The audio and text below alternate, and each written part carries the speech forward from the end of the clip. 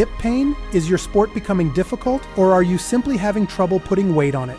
Today, I'll cover the most common conditions, symptoms, exercises, and most importantly, key tips to help you relieve pain and maintain your independence at home. Please subscribe.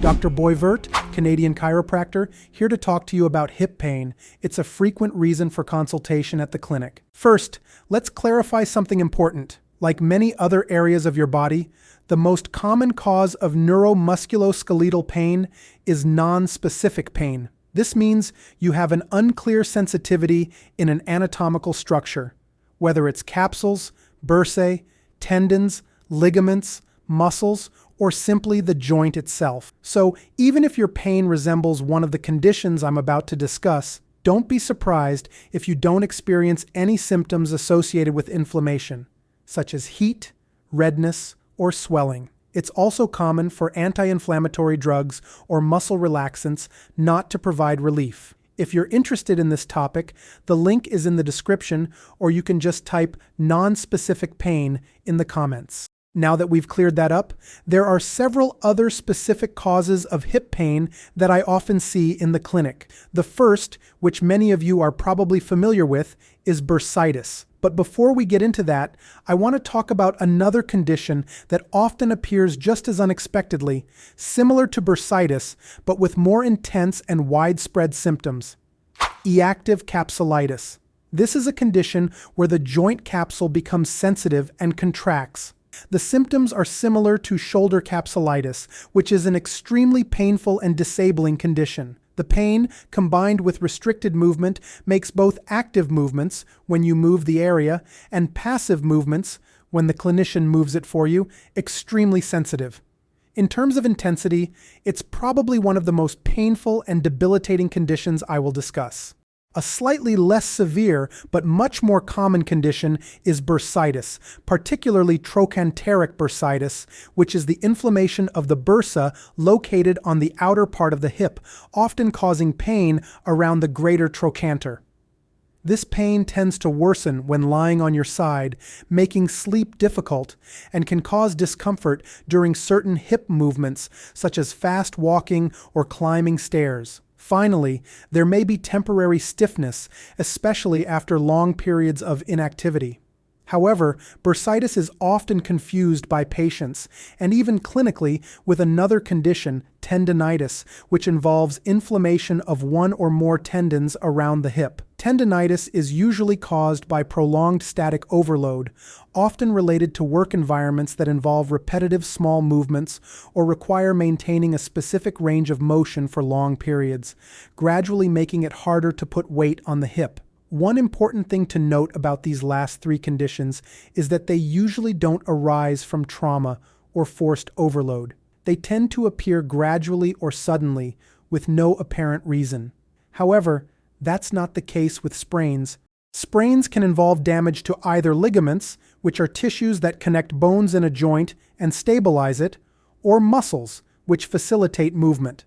The hip joint is one of the most stable in the body because it fits securely into a cavity called the acetabulum and is constantly reinforced during your activities due to gravity. As a result, ligament or muscle sprains in the hip are often associated with sports activities. I won't be discussing the grades, symptoms, or recovery times today since I've already covered that in a previous video. The link is in the description, or you can simply type "understanding sprains" in the comments. What I do want to address, though, is why I'm not going to cover the topic of arthritis here. Arthritis is often an overused term by uninformed therapists to explain nonspecific pain. Sometimes it's also mentioned in YouTube videos or blog posts simply because talking about arthritis significantly increases viewership. It's a too common subject, often overdiagnosed and loosely associated with discomfort or pain, or even found in patients without any specific symptoms. However, if you're interested in learning about the degenerative joint diseases that are often found accidentally in healthy patients, the link will be available by the end of this video in the description, or you can simply type "accidentally discovered joint diseases" in the comments. Before sharing my tips and exercises, it's important to understand that there are other, much less common, specific causes of hip pain, which I'll cover in future videos. Now, it's time to pay close attention, because when it comes to neuromusculoskeletal pain, the most important piece of advice is to stay active, keep moving, even if it's uncomfortable.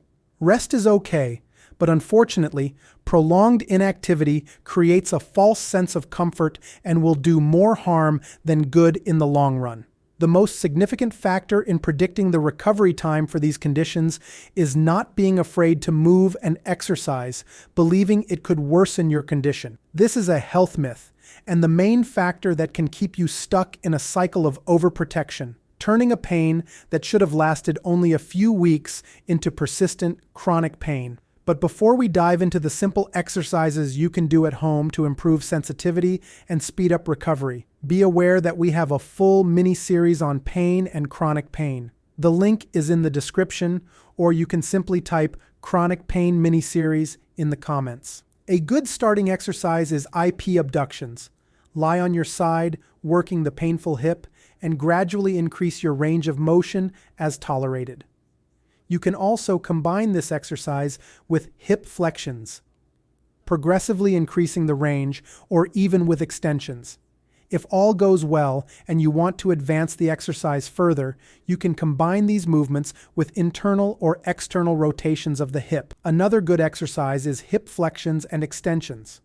Lie on your back, lift your buttocks, keep your pelvis level, and progressively work through your range of motion in flexion and extension. If you want to take the exercise a step further, try combining it with external or internal hip rotations, always respecting your tolerance to movement. A third effective exercise is isolating hip extensions while lying on your stomach. You can combine this with progressive hip abductions, and if you want to push the exercise even further, add internal or external rotations of the hip.